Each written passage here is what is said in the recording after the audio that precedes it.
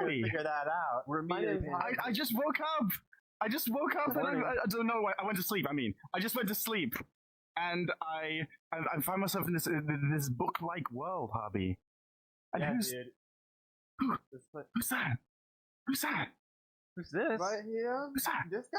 I'm your Dude, dream creature. Nice to meet you. everyone knows this guy. This guy is the guy with the huge tail. I mean, like, how can you not know him? There's a lot of He volume here. covers up everything wherever he goes, but with that thing. Okay, You know, I'm gonna do a little bit of an intro People call here. it a thing. Welcome to the Sorry. BarqCast. If you've been on Twitch.tv at BarqOfficial, first of all, actually, let's do this in the right order. Barq is a social app, and we, Harvey, Banjo, and I, usually Harvey and Banjo. Unfortunately, Banjo could not make it. Banjo is not dreaming. It's Poor very guy. sad. But Poor in guy. memory of Banjo, we have OK Donuts, someone who is of a completely different species, size, and location from Banjo. Banjo But, had person. too much coffee before. completely different person. But we're very grateful to have him on here. Donuts, how are you doing? Hello, I'm doing fantastic. Thank you. I made sure to get a lot of exercise in before. Can you this hear so I Donuts? fall asleep sound. Oh, shit! Can you hear me Yeah, now? Hello. can you not? Hold on. Oh, Poor Pineapple guy has been can't hear muted. you. Chat. Pineapple has been Yeah. muted. Oh, I mean, they were having a no. little fight beforehand, so it was a little heated, but whatever. Yeah. But Give me yeah, a second. Hold on. Yeah, you You're can gonna have do to that, but- mediate for us, Harvey.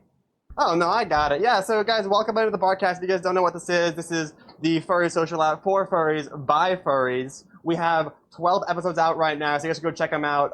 After this one, this is our first VR live episode.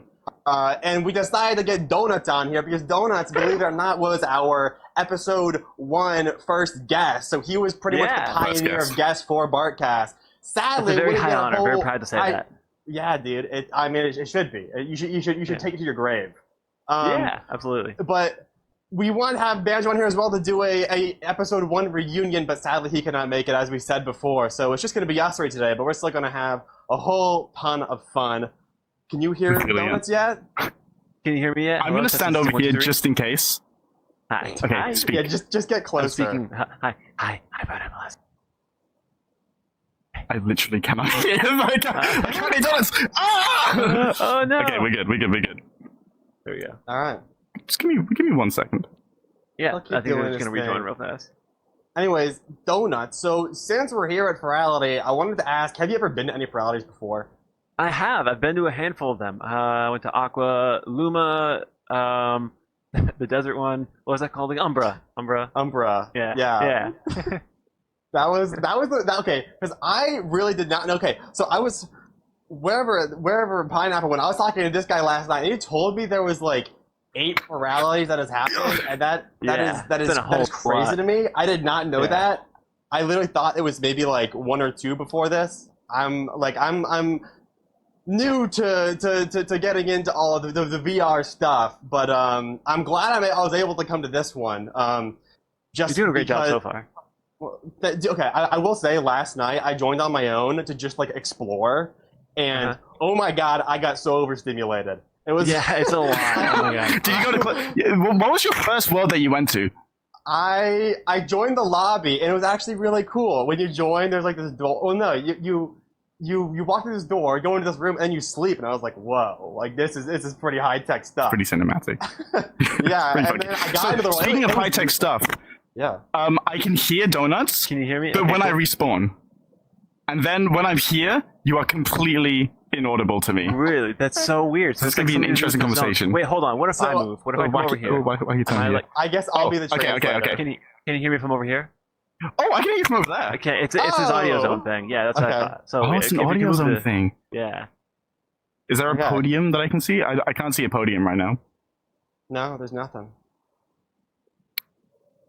All right. So now you. Okay, there we go. Oh, So there's now literally a that you podium. guys Okay. can hear No, each other. you go over there. You go back over there, Okay, I'm coming. and then Can you hear me speak. now? Yeah, baby! we figured Okay, it out. zoom into my face. Welcome to the BarqCast, baby, and I can hear both of my co-hosts.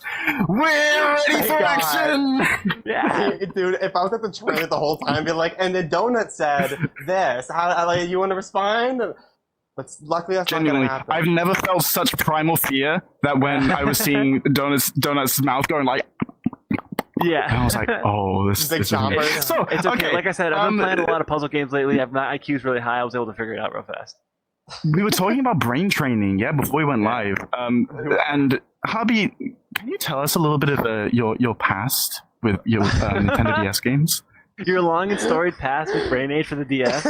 Yeah, I guess me and There's Brain more. Age have a history. I grew up in a household where my mom was strict on no video games on the weekdays. Before, actually, it was supposed to be just no video games in general. But then somehow we won a raffle for an Xbox 360, and my mom was like, nice. What? Well, yeah, and my mom was like, well, we can't just like not give it to them. They won it fair and square. And so after that, she was like, okay, well, I guess we can have a little bit of video games on the weekdays or on the weekends. And then Just a crumb. after that, it was like we kind of went down the pipeline. And then we got like DSs, and there was this, and then there was this one game, Brain Age, which I was able to play on the weekdays because it was educational. And so, literally all the time, I would just grind out Brain Age. It was. Brain Age grinding is such a funny Let's just say concept. I'm really smart now from Brain Age, guys. I know a lot of stuff. Harvey's cracked at those brain games now. I know like simple addition, subtraction, maybe put a little bit of multiplication. I can do. You know, here's the thing. Yeah. I had a little bit of Nintendo lore myself. I didn't win a Nintendo Wii, but what I did do is my dad broke his little finger in a car crash. But like everything else was fine. But because of the insurance money, he bought a Wii. And he was like, look, I broke my finger, but we have a Wii! And we were like, yay! That's hilarious. Wow. We're having a great time. That's. Okay. Harvey, I'm That's just curious, the secret. actually, about your story with your raffle for your Xbox. So what was it, like a cereal box raffle? Did you have to send in like coupons, or like how did that happen? No, it was actually pretty funny. So my dad was an Air Force pilot for a while, and we were at some like gathering with a bunch of other Air Force people, and then there's this one raffle where it was like it was showing some model jet, and it was like guess the jet, and then put in your guess, and obviously, me and my brother didn't know it, and so my dad, who was the Air Force pilot, was like, "I know what it is. This is the answer." And then we just put a little thing in, expecting nothing out of it. So then, when the final ceremony came around, it was me, my brother, and 3 of our friends that we brought along. We were just sitting in the crowd, and when the raffle came up for the Xbox 360, we were like, "Oh man, I really hope it's us." But we're like, "No, this is happening." Like there's no, because there was maybe like 500 people that probably entered into it. And so they called my name up there, but instead of just me going up, it was me and my 4 friends that all ran up on stage. We were like 10, we were super excited. So it was like 5 kids just ran right up on stage. We were like, "Oh my god, we won an Xbox, yay!" And the person's like, who's Harvey around here? Who's the guy that actually won it? And I'm like, "That's me." And then I grabbed my Xbox, walked back to my seat, and I looked at my mom, and she just gave the like biggest sigh ever. She was just like. So, okay, speaking of like, this is a complete segue, but I wanted to ask you something, Hobby. Talking of like technologies and being excited for stuff, this is your first Furality, right? You did not know what to expect. You were bamboozled and delighted and overwhelmed by all the stuff going into here. Yeah. What did you think? Did you sort of have an idea of what to expect for Furality stuff, or were you just coming in like, I don't know what's going on here? Like I like your Harvey impression. Yeah, I'm just happy to be here most of the time is how it goes. But I really did not know a lot going into it. I saw like very few photos of people posting like at Furality and stuff, and I'm like, oh, that looks pretty cool. But like I never thought anything of it. I didn't even know there were like raves or anything like that, or like events like this. I thought it was just like different lobbies you could just go hang out in and just be like, yo, we're at Furality. That's pretty cool. That's something that we've been that's kind of difficult to communicate, I guess, without you getting somebody and just putting them in Furality, where you introduce the concept and they're just like, well, I can just go to a VR chat rave, whatever, dude. Exactly. Like, why do I need to go to this thing? But then you're like, no, just try it. Just try, because dude, I was amazed when I was looking at the schedule. I was like, so what do we have? And I was seeing like different sets like every single hour, and I'm like, oh my god, this is gonna be great. It's like a thing. Literally last night, kid you not, I went to like I think like 4 or 5 of the sets, and I just sat there and listened. I was like, this is awesome, man. This is wow. I didn't know Furality was like this. This is great. It is pretty cool how Furality like does such a good job of replicating like a real world con experience. You know, of like giving you that sense of like community and just like events going on all at the same time. You know, and like having to block out your schedule to make certain events. Because I feel like it's been such an uphill battle for Furality and other online cons to try to be taken seriously in terms of like con spaces. You know, like I think now more than ever, it's like people are really starting to take notice and they're starting to realize that this is like a legit event. Yeah. Well, especially especially in the time when in-person conventions are getting rapidly more expensive, and difficult to access. Like I went to Confuzzled, love Confuzzled, but whew, it's getting pricey. Yeah, it's getting expensive. It's hard to go places. Everything's pricey now. When you can come to anyway, that was the Furality, podcast. No, we're gonna keep going. and you get free rooming because you're in your own bedroom, and you can just have food here as well, and just eat and play. Like it's everything I could have ever wanted and more. I can eat as much ice cream as I want here. Delightful. No one's around to arrest me. Great. No one's here to stop you. Okay, no one's gonna stop me from eating my ice cream. Yeah. I have another, not to completely neglect our delightful snake friend here, but I have one more question for you, okay? Okay. Do you feel like you're better at doing podcasts now that you've done like 12 episodes of the BarqCast? Yeah, I mean, yeah, to a certain degree. I'm definitely still learning a lot, but because I go back and I watch the old episodes sometimes and be like, how far have we gone? Which is crazy. It's already been more than half a year. That's already insane to me. I feel my God. It's flown by. But seeing me from episode 1 to now, I'm like, that's me. That's Harvey, but I'm better than ever, and I keep getting better. It's like I'm leveling up, kind of. That's how I think about it. But I'd like to see.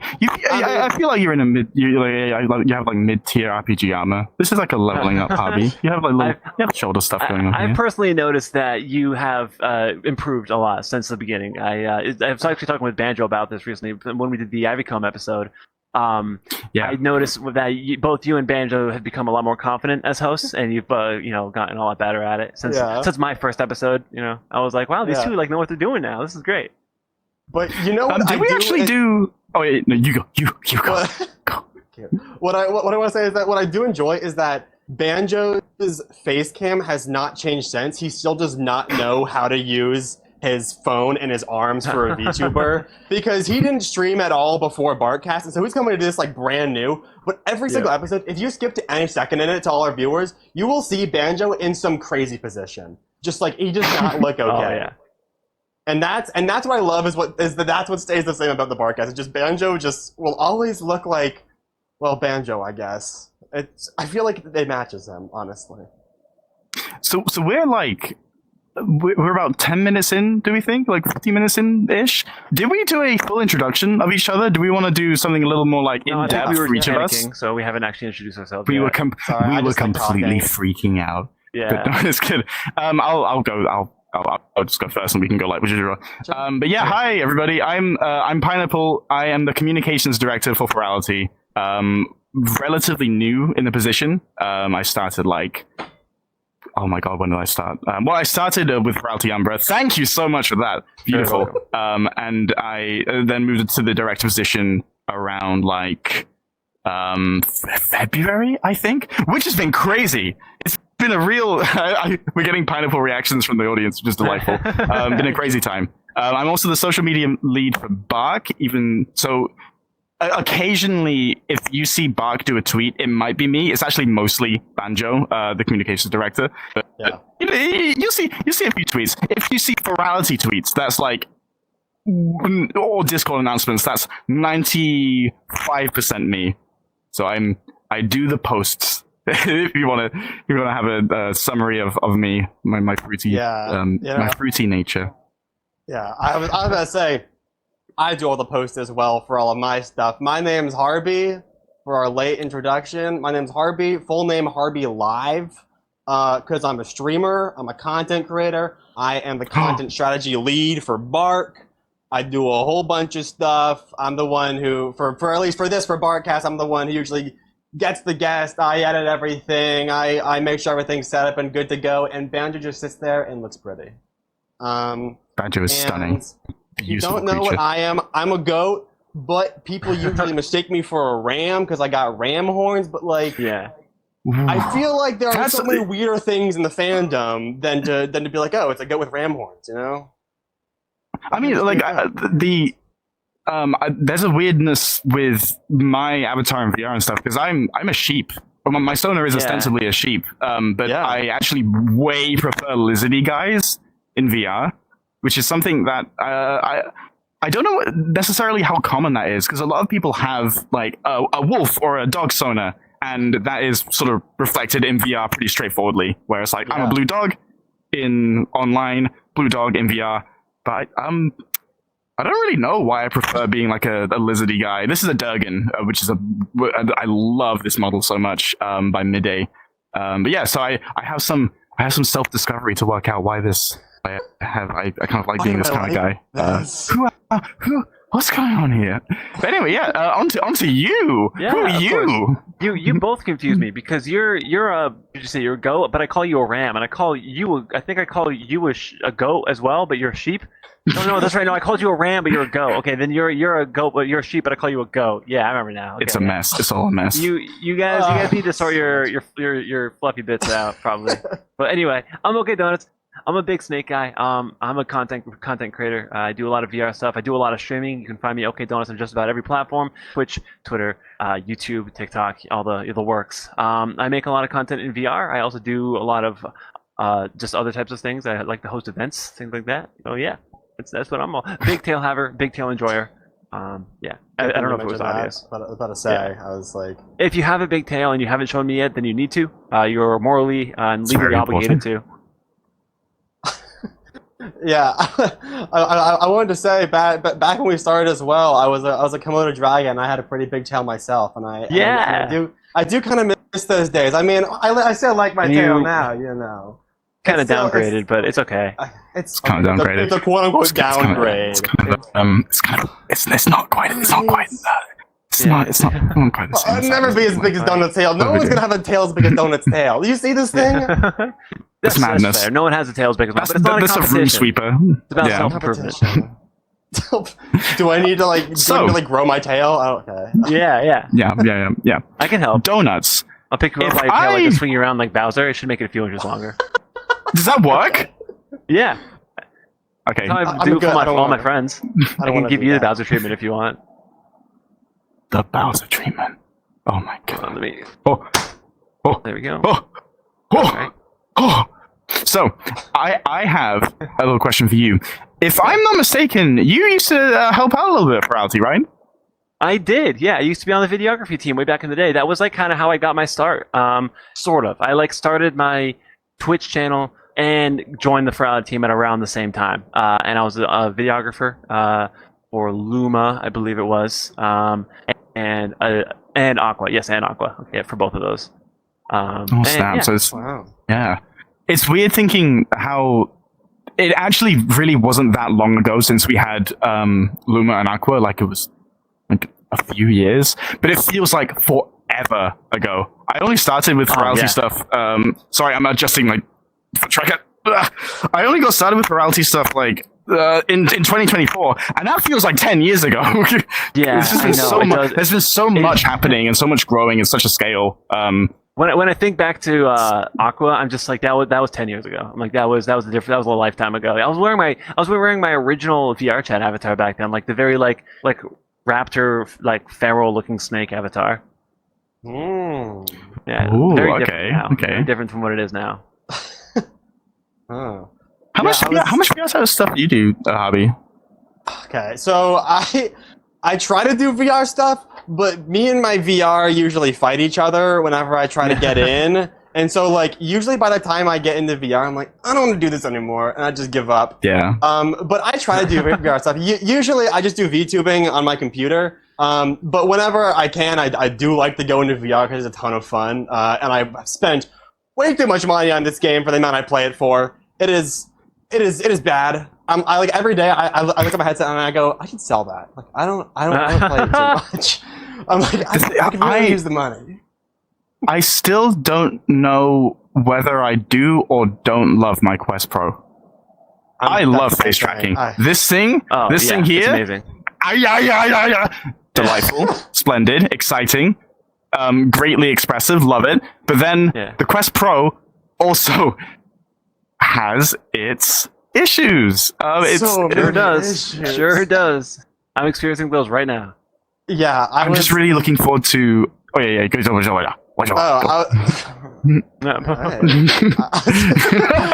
I was just saying, for example, literally getting into this world, I literally was fighting the headset for like an hour straight, and the Quest Pro just doesn't like to work correctly. I don't know why, and it's annoying, and now it's discontinued, and now I'm like, do I still keep it or do I sell it again? Because I'm like, when I was getting my Quest Pro, I was like, okay, I'll either get a Quest Pro or I'll either get a Vive Pro Eye. But the thing is that it was either get an $1,000 like used Vive Pro Eye from eBay or a brand new Quest Pro, and I'm like, right. Well, they both have face tracking, but I would love to use a new headset because I have okay. Another thing I want to say, I have been through a whole line of headsets. I've had maybe like 5 on my whole career. Whoa! Wow! Oh my God! For a game you don't play, it's crazy. See, I played it a lot more when COVID was happening, obviously, because we were stuck indoors. But let me think of my timeline. I had a Oculus Rift, then I had a HTC Vive, and then I had a Quest 2, then a Valve Index, and now the Quest Pro. So I've been like experimenting with all the different kinds of headsets. But what was annoying is that when I was getting my HTC Vive, I got on eBay. First mistake. Everyone out there, like, used headsets are nice because they're cheaper, but they're usually not worth it because when I got mine, it came in the mail and I opened it.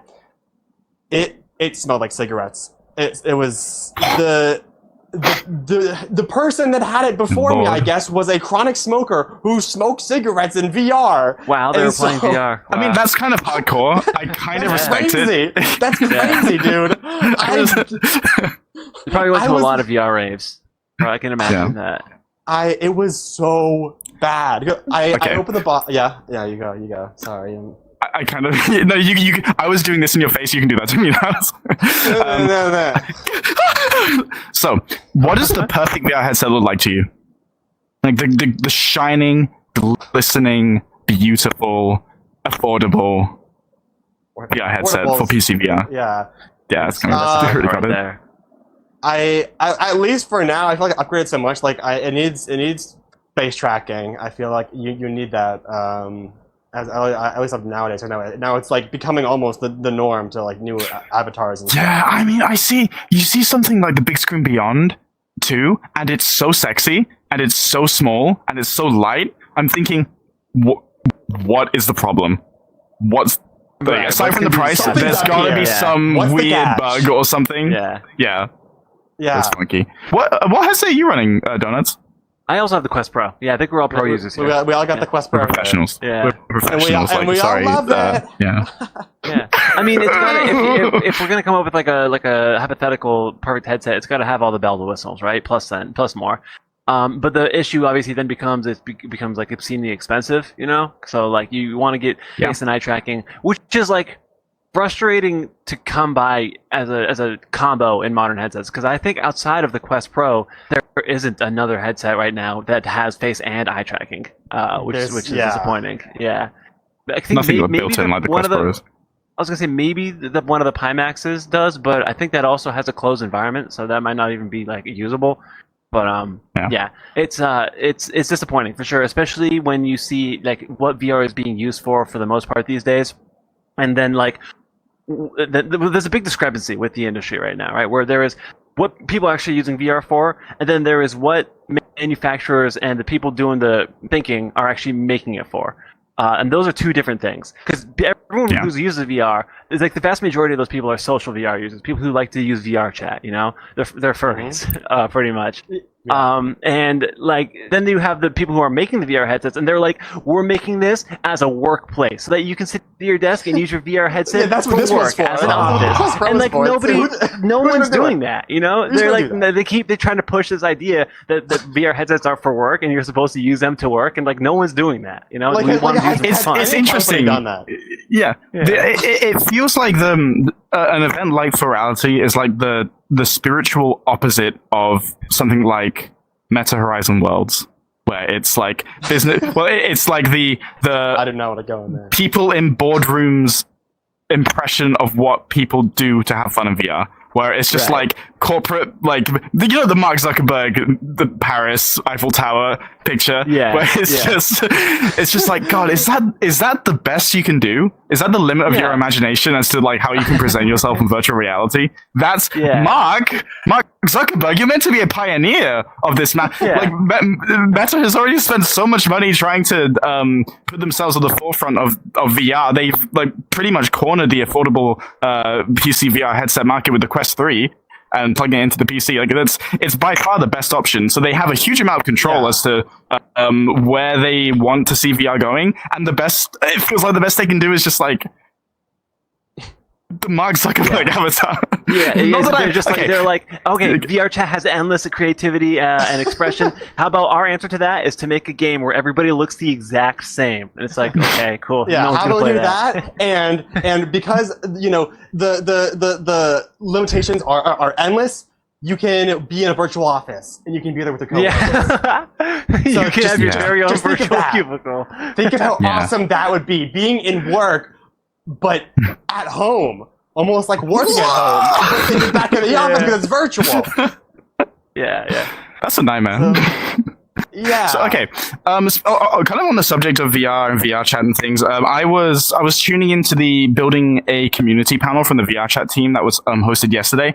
I had a little question for you, Donuts, about cultivating a like good community on Twitch and how much you can steer that. But because you see some streamers that have kind of a hostile relationship with their chat, where like there's real back and forth, where they're like screaming, and the chat kind of get a little bit of the chat gets a little bit of satisfaction over riling up the streamer. It's like a little bit toxic. But then you get some streamers like Northern Lion, for example, who have this really dynamic, fun relationship where it's not like it's got that like combativeness, but it's just fun. And then it's a lot more like it feels like it's more curated. But you said that you don't really curate your chat environment. Like how does that work for you? How do you get the community that you want to see? I'm trying to get better about that lately. I've been making a much more concentrated effort to curate my community and to kind of lead by example and to kind of set the vibe that I want to see in my chat and my community and my comment section.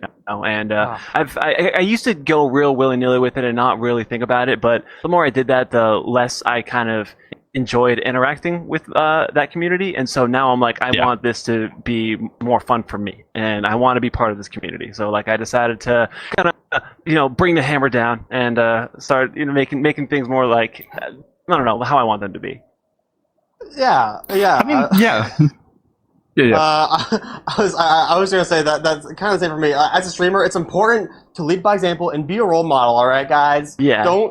Don't just scream at your chat because they're there for you. Don't be in an abusive relationship with your chat. Come on, they care about you, and you should care about them. And speaking about your community, you've been doing Sona reviews, right? For like, how many streams? I'm going to be doing Sona reviews for the rest of my life, I think, at this point. I had fun with it.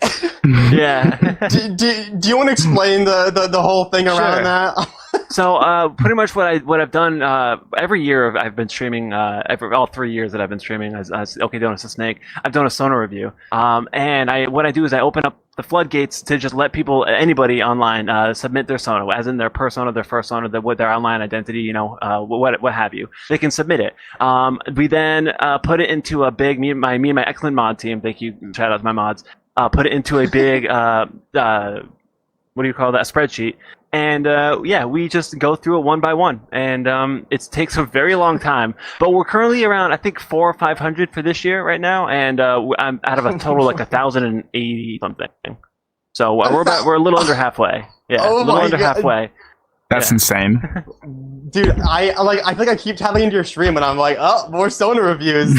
Yeah. Oh my god! The gosh. Sona reviews are so interesting. No, it's awesome. And just seeing how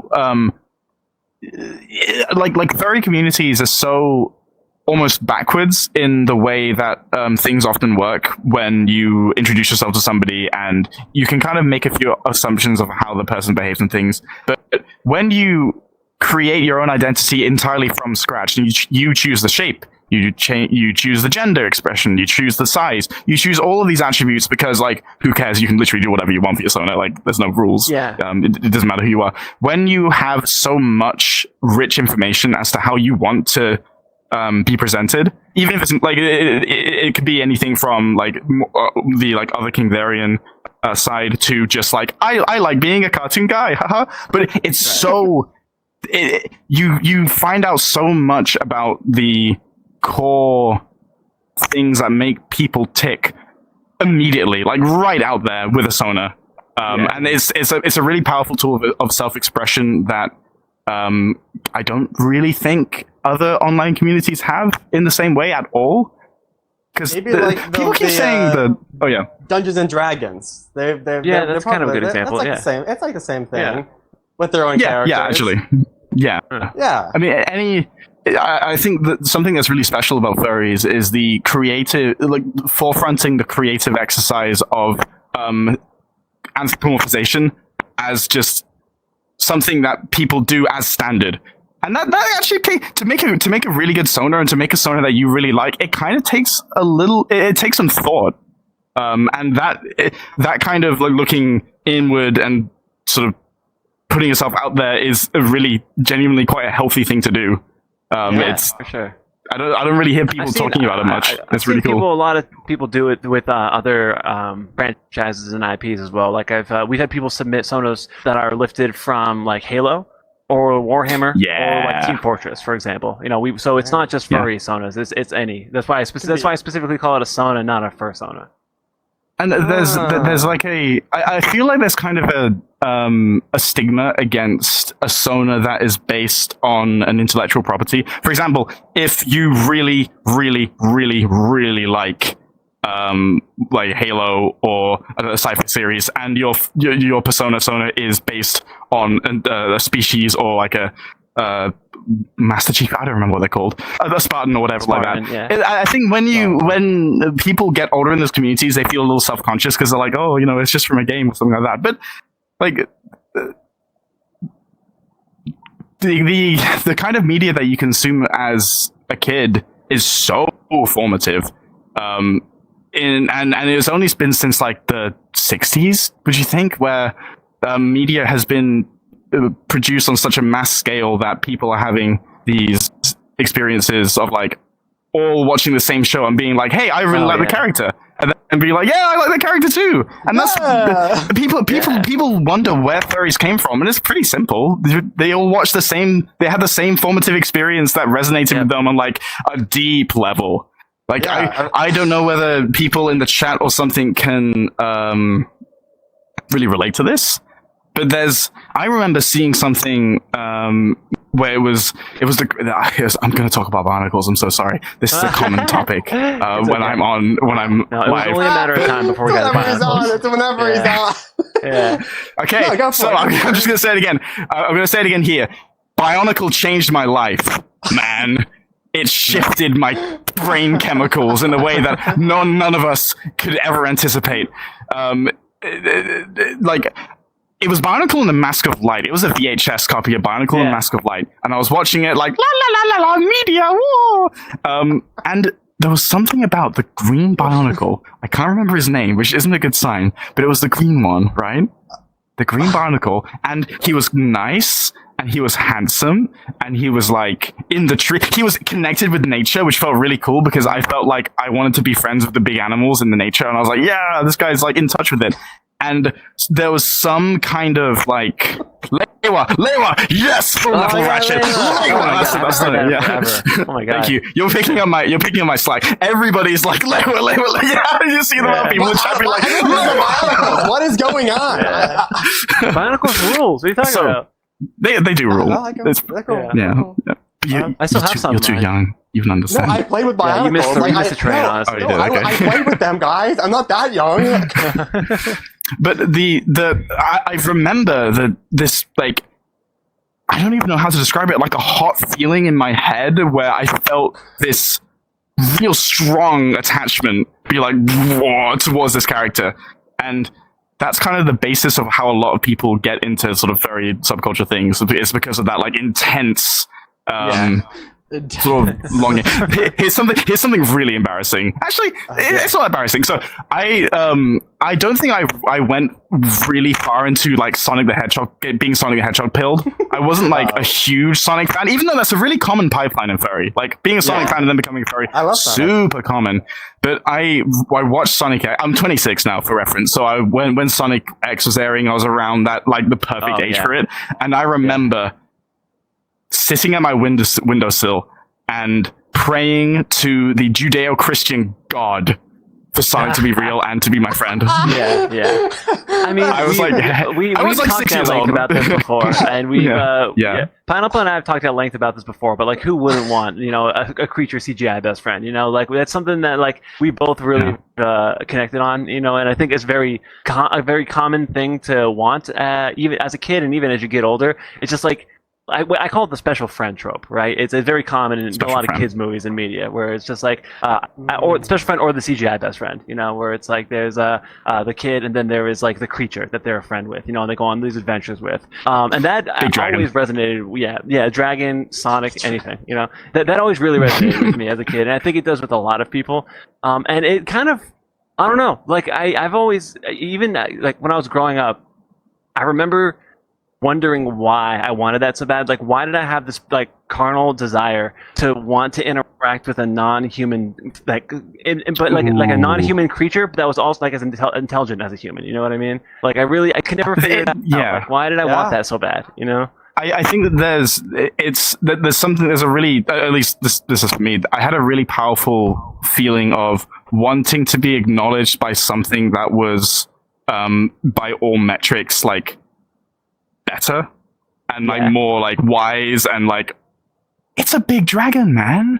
If a big dragon thinks you're cool, you're doing pretty well. Right? You're sad. Yeah, I'd like to think so.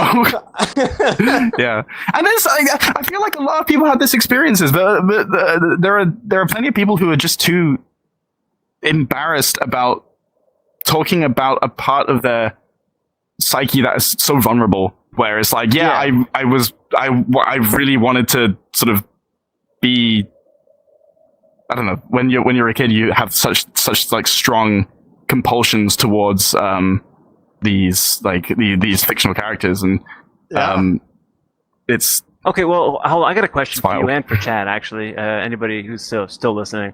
Okay, would you rather have a dragon best friend who hangs out with you, or would you rather be the dragon best friend? So, like, you get to be the dragon and you have a human best friend. You know my answer. I know your answer, but go ahead and say it. My answer. They don't know the answer. Yeah. I actually don't. So, I don't really care about TF as a subject matter. I'm sort of not that interested. I want to be I want to be friends with the dragons. I'm like being a dragon. It's just a lot of work. But it's a lot of work. Yeah, I want breathe fire, wag big tail. Like, it's so much you got to do. Sleep on gold, dude. The last but Jonas, like you and I are on the opposite ends of the spectrum. Because if you know like a couple things about Donuts, you love being like turning into big like I like being big tail things. I love TF. I'm all about that. Yeah. Hobby, what about you? What's your stance? I was like, I'm like in the middle. I could be a dragon or I could be the dragon's friend. I don't really care. That's very neutral. That was a very diplomatic answer, Harvey. Yeah, you should be a politician. Don't be gaming side here. Everyone vote for me for something. I don't know. You can do whatever. Vote Harvey. But yeah, I wanted to talk about all the vulnerable topics about people when they're first being furries. For example, at least for me, I was huge into My Little Pony and Warrior Cats. And there's some huge, opinions about that. But like, I loved it, man. When I was in like 5th grade, me and my friends during recess, we just like be warrior cats and just we wouldn't walk on all fours or anything, but we were cats, and that was a good time. I enjoyed it, and now it's like, yeah, maybe I still do it this day. I don't know. Anyone want to roleplay warrior cat with me? Meet me after. Okay, so tell me, give me the name of. I've known nothing about warrior cats, but there's a cat called like Red Firepaw, sparking Firepaw. Okay, so how would we give me a summary of warrior cats like right now? Right now. I mean, it's all in the title, right? Yeah. Okay. They're warriors. Do they have swords? No, dude, they don't. They're cats. they have like claws. Claws. Yeah. But what was that? No, they don't want to attack. Okay, so they're making warrior cats. So like, I know nothing about the show. I've never. That's crazy. Okay, so like, they're just cats. regular cats. They're just regular cats. Is it in a fantasy world or is it like in like London? It's so is this like a Redwall thing? It's like the aristocrat. The aristocrats. Kind of like it's kind of like Redwall, right? What is that? So it's like they're a bunch of animals who are just animals, but like there's other humans in the world too, and they like can't talk to each other. Okay. Yeah. So it's just what it is. It's just regular cats who can talk to each other because they meow and stuff. But they live. I think their forest is in like a giant neighborhood, so there are a bunch of humans that live around them. But inside the forest, they have like clans, and they call humans two legs, and they're like they kind of treat them as like mystical creatures almost. Like who are these people, dude? Who are these people 2 legs walking around here? We only like at 4 By the way, legs. Harvey, you just lost a lot of aura by saying what is Redwall. There are many people who are shaking their head right now. Yeah. Huge aura loss. You got some books to read. Absolutely. But no, okay, so here's a question about warrior cats. So long-running fantasy series often have a problem with a creeping scope, where it's like the first one was like, we need to save the... Sorry, I don't know anything about warrior cats. We need to save the cat. And then often at the end of fantasy series, it's like the world is ending. Fate of the planet is in our hands. Is that like does that happen in warrior cats, or is that like do they save the world in warrior cats? Do they save the world? Do they stop like a bomb going off? It's that would be crazy if they did. I don't think it's that like fantasy where cats defuse a bomb. But see, I only read one. I didn't know this, but I only read one of the series. There's like 30 other books I haven't read, but the ones that I read, it was just like the cats grow old, and like the young people become like the like leaders in the clans, and it's like new like hierarchies and stuff. It's just like lifestyle kind of living, and with just I didn't expect a fantasy cat series, but that's interesting because the inevitable march of time often isn't much of a topic in like young. Would you call it like young adult or more like kids? Where would that be? See, I think it's young adults because when I read it, I didn't understand like half the words. So they're going like meow meow. I thought it was a show. No, it's a book. It's a whole book. Never mind. Okay, I thought it was a show this whole time. I thought it was like a cartoon. The aura's getting lost. She's aura. Harvey lost aura. Now the aura. Wait, watching Warrior Cats? Just because I don't watch a cartoon, I still read Redwall on like Harvey. Okay. What is Redwall? Yeah. Just tell me what it is. Just tell me what it is. That's crazy. That's insane. The new generation. No, okay, guys, come on, guys, I'm cool, I'm hip with you guys. My back, right? Oh, it hurts. Oh, man. Oh, God. So there's someone in Twitch chat, they just said they grow old and die.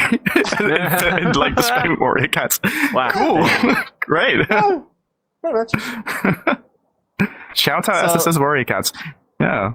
So am I not gonna know what Red Bull is? Do I have to search it up myself? Is this like a furry thing? I mean, sort of. It's kind of formative for a lot of furries from like the 80s and 90s. It was a series of books about animals, pretty much, and they're like warrior animals, and they're like, they use weapons and they warring factions and different characters and stuff like that. But they're all like little field mice and like rabbits and stuff like that, I was learning about like old something personas. I'm talking about personas decades before like mass consumption of children's TV, and so people are like, "Whoa, furries are so weird, dude! They just came out of nowhere and now they're everywhere." But here's a little history lesson here, kids. The anthropomorphization has been is a key part of like I think for a long time. lot of it's been there for a long time. There's a guy who practiced who's big in the surrealist movement called Max Ernst. He had a persona,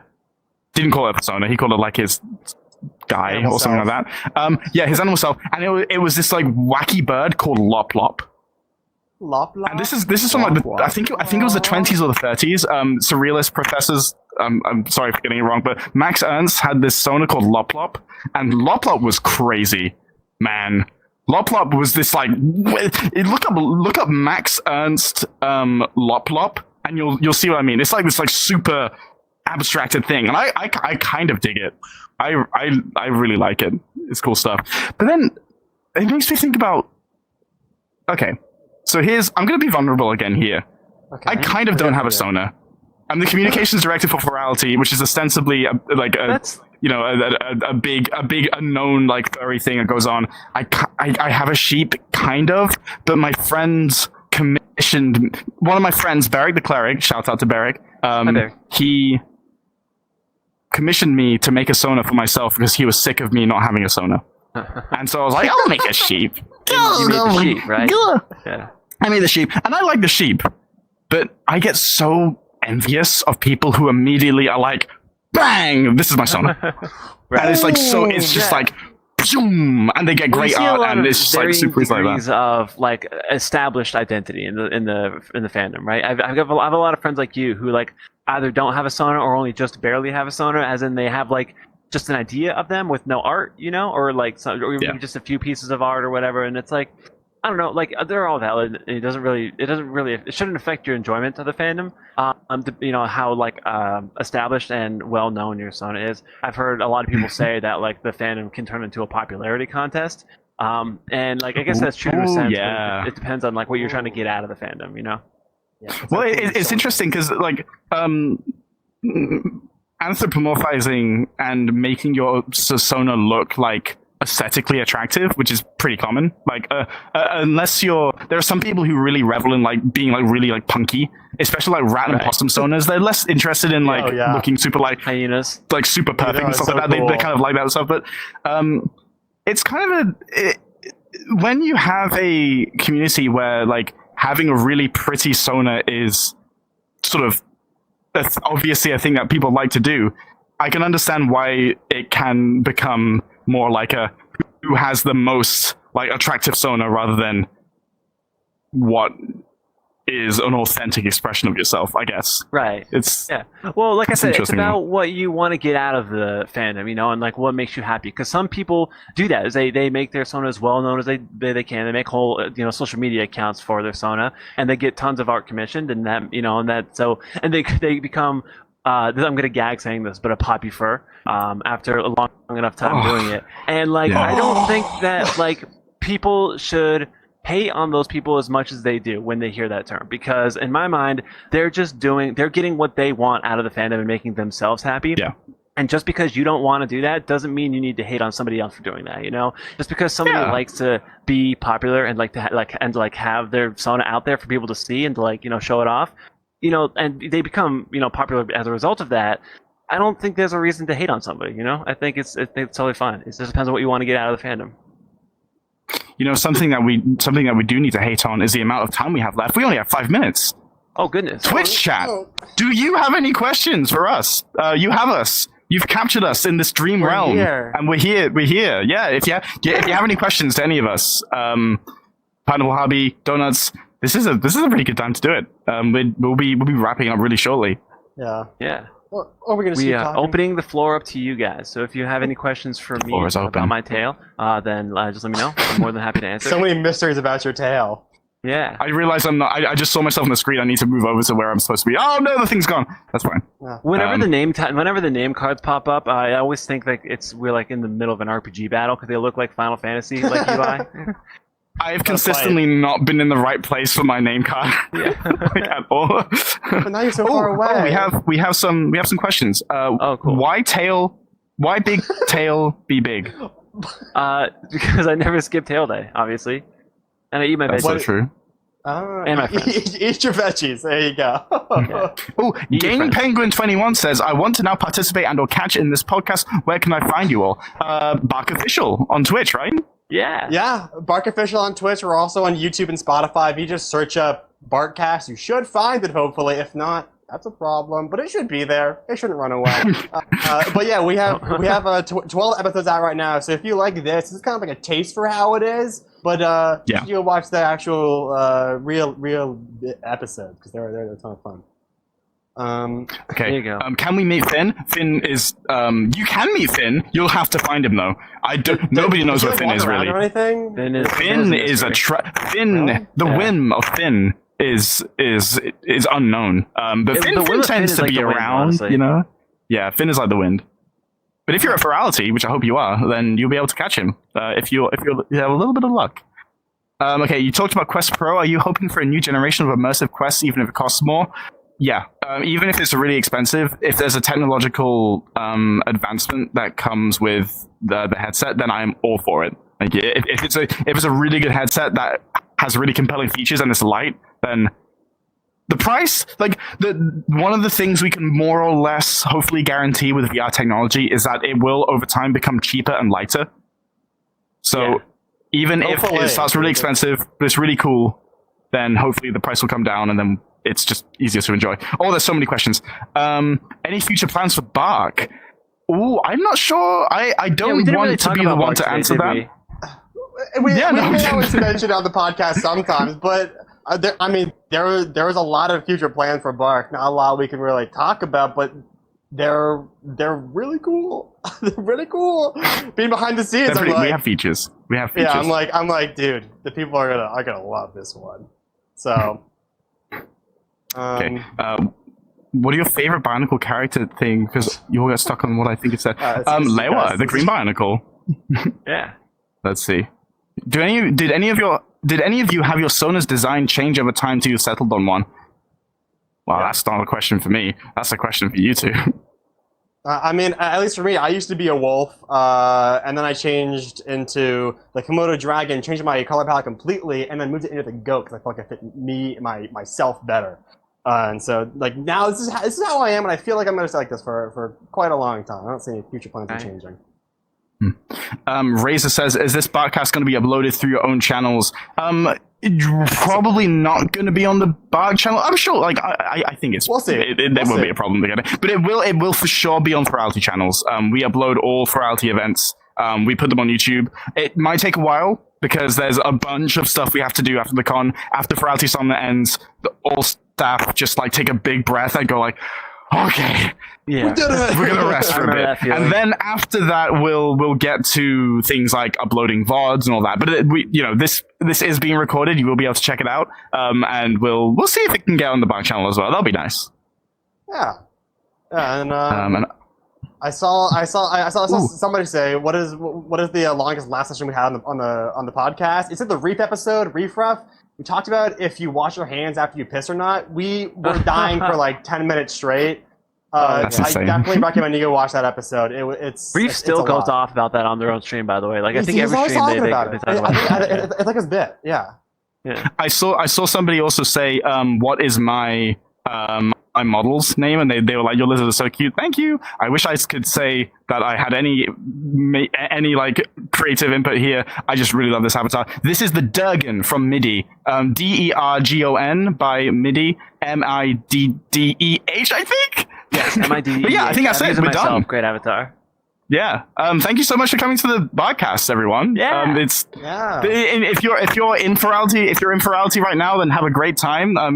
We have the we have the closing ceremonies coming up in the day. We have the community showcase. This weekend is when it's really ramping up. So thank you, everybody. I think we're done. Yeah, I think so. Really thank you so much for having me. This is great. Yeah, of course. Thank you. Go follow Donuts everywhere. Go follow him. Go check out Bark the app. Download Bark. Please. Also.